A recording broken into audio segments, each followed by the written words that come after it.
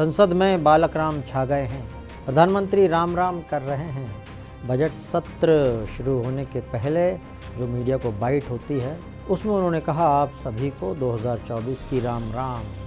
राष्ट्रपति जी भी संसद के अंदर से राम शब्द का उच्चारण करते हुए दिखाई दी और उन्होंने कहा कि मंदिर की सदियों की आकांक्षा अब सच हुई है।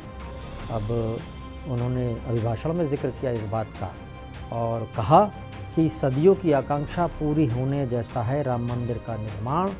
और 3 बार उन्होंने राम शब्द का जिक्र किया, राम मंदिर का जिक्र किया।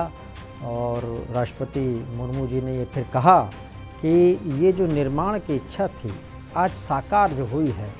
और उतना बोलते ही सदन में जय श्री राम का नारा इधर से आने लगा। सांसदगण जय श्री राम बोल रहे थे। अपने भाषण के बीच में उन्होंने कहा कि बताया कि 5 दिन में शुरुआत में 13 लाख श्रद्धालु गए हैं वहाँ पर।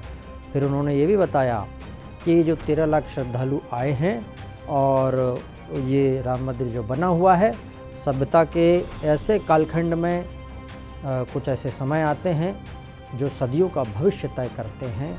ये बात उन्होंने कही और ये भी कहा कि भारत के इतिहास में ऐसे अनेक पड़ाव आए हैं और 22 जनवरी को भी उन्होंने एक ऐसा ही पड़ाव माना और कहा कि ये उसी पड़ाव का साक्षी है। सदियों की प्रतीक्षा में अयोध्या में रामलला अपने भव्य मंदिर में विराजमान हैं।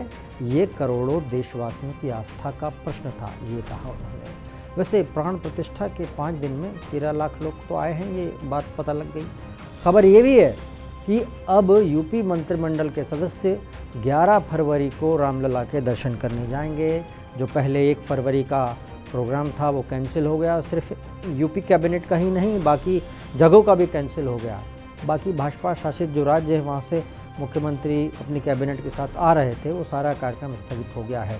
अब 5 फरवरी के बाद नए सिरे से अयोध्या में ये जो वीआईपी कैबिनेट या वीआईपी लोगों का आगमन है उसकी तारीख क्या होगी उसका निर्धारण किया जाएगा। देश भर में इस समय मतलब लाखों श्रद्धालु प्रतिदिन वहाँ पर पहुँच रहे हैं। और प्रधानमंत्री मोदी जी ने इतनी भीड़ देखने के बाद में कहा था कि अयोध्या जाने का कार्यक्रम फ़िलहाल टाल दीजिए, वीआईपी प्रोटोकॉल की वजह से दिक्कत होती है, ऐसा उन्होंने कहा था। और उसके बाद फिर जो मुख्यमंत्री योगी आदित्यनाथ जी का पहले से कार्यक्रम था 1 फरवरी को अयोध्या जाने का और पूरी कैबिनेट के साथ जाने का, वो फिर उन्होंने कैंसिल कर दिया। अब उसको आगे 11 फरवरी को जाया जाएगा पूरी कैबिनेट के साथ में। वैसे कैंसिल करने वालों में सिर्फ योगी जी नहीं हैं या उनकी कैबिनेट नहीं है, हो सकता है अमित शाह जी और उत्तराखंड के सीएम उन सब का जो प्रोटोकॉल आया है वो सब भी कैंसिल हो जाए, क्योंकि अब 5 फरवरी से नए सिरे से वो होना है। तो 4 फरवरी को जाना था अमित शाह जी को, ऐसा पहले प्रोग्राम बना था। क्योंकि इतनी भीड़ की वजह से नई व्यवस्था करनी पड़ रही है और वहाँ मोबाइल ले जाना, नहीं ले जाना, साथ में बैग है, ये सारी जो इश्यूज़ आते हैं एक श्रद्धालु के साथ में, वो सारे इश्यूज़ इस समय वहाँ आ रहे हैं, कहाँ रखें वो। और इतने सारे लोग आ रहे हैं वहाँ पे, 3 से 3.5 श्रद्धालु रोज़ाना आ रहे हैं वो। इसलिए जो रामलला या बालक राम के दर्शन करने वाले भक्तगण हैं उनकी व्यवस्था अच्छी करने के लिए ये किया गया है। वैसे देश भर से आस्था ट्रेन्स चलाई जा रही है, भाजपा चला रही है इसको। हर कॉन्स्टिट्यूंसी से 5 से 6 हज़ार श्रद्धालु उनका रजिस्ट्रेशन किया जा रहा है और बीजेपी अपने कैडर को लगा रही है उसके लिए। और ट्रेन तैयार है, जगह जगह से 3-3 ट्रेनें निकाली जा रही हैं। 6-6 हज़ार, दिल्ली से तो 21,000 श्रद्धालु जाएंगे दर्शन करने के लिए। 543 कॉन्स्टिट्यूंसी है देश में, तो जहाँ से बीजेपी जीती है, जहाँ से बीजेपी हारी है, वहाँ के भी भक्तों का रजिस्ट्रेशन हो रहा है और अपने पार्टी फंड से बीजेपी दर्शन करा रही है।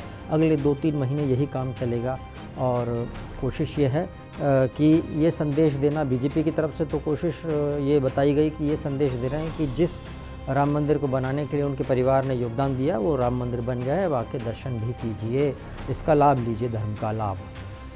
लेकिन उधर देखा गया है, एक बात आंकड़ों में सामने आया, हेरिटेज टूरिज़्म के मामले में यूपी बढ़ रहा है। 8 करोड़ पर्यटक काशी में एक साल में आ गए, ये बात आज संसद में भी बोली गई। और काशी की इकोनॉमी वैसे एक्सपर्ट बताते हैं कि 20,000 करोड़ की हो गई है, इतने का कारोबार यहाँ पर हो चुका है। जबकि अयोध्या का अनुमान है कि अगले 1 साल में 1 लाख करोड़ का इन्वेस्टमेंट आएगा। और कारोबार के लिहाज से देखें तो अयोध्या की इकोनॉमी भी काशी की इकोनॉमी के बराबर हो जाएगी। इस समय नोएडा की इकोनॉमी उत्तर प्रदेश में टॉप पर है और यहीं से सबसे ज़्यादा राजस्व आता है। वैसे अयोध्या आने वाले समय में नोएडा को टक्कर देते दिखाई दे इकोनॉमी के मामले में तो कोई आश्चर्य नहीं होगा।